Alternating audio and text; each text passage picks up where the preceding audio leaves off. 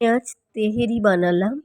তো তেহেরি বানানোর জন্য যে যে উপকরণ লাগে সেগুলো হলো, প্রথমে চালকে ধুয়ে হাঁড়িতে দিলাম ও কিছুক্ষণ ফুটিয়ে নিলাম। তারপর হালকা করে ফোটানো ভাতের সাথে নুন, তেজপাতা, এলাচ, লবঙ্গ, দারচিনি, গোলাপের পাপড়ি, জয়িত্রী, জয়ফল দিয়ে ভাতটা তৈরি করে নিলাম। তারপর মাংসটা আলু দিয়ে রান্না করে নিলাম। মাংস আলু রান্না করার জন্য যা যা উপকরণ লাগে সেগুলো হলো নুন, হলুদ, লঙ্কা, ধনে, জিরে, এলাচ, দারচিনি, লবঙ্গ ও পরিমাণ মতো তেল, পেঁয়াজ কুচি করে কাটা, টমেটো, কাঁচা লঙ্কা। প্রথমেই 500 গ্রাম মাংস নিলাম।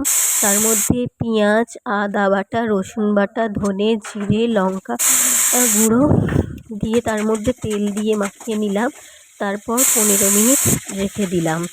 তারপরে প্রেসার কুকারে জল দিয়ে উনুনে বসিয়ে দিলাম।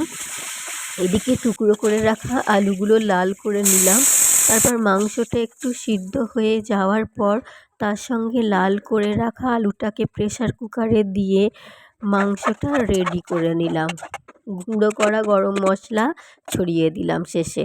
তারপর আরেকটি হাঁড়ি নিলাম।